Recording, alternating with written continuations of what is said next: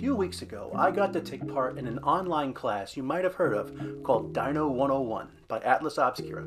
It stars Dustin Growick and Christina Gustovich. It was during that special episode of Dino 101 that I got introduced to Denis St, cartoonist, author, and colossal dinosaur fan. He recently started his own Dinosaur Fan-Zine, a circulation of comics and art, and he sent me a copy, and I want to share that with you now. This is the Mesozine Era. Now, on first flip, it feels like an old Pulp Fiction magazine, where it's part adventure story, part history lesson, and part adult coloring book. But it brings together some bold artists and researchers from across the paleo community. In its own words, it's a collection of art and comics and crazy ideas by a group of people who love dinosaurs.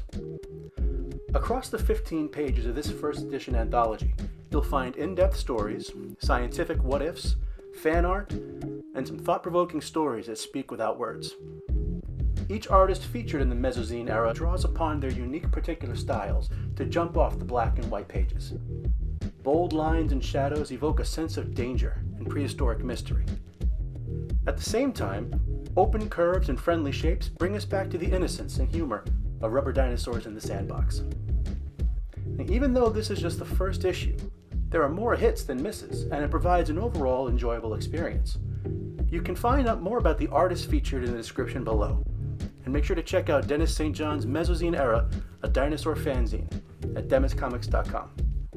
Thanks for watching, and I hope to see you next time.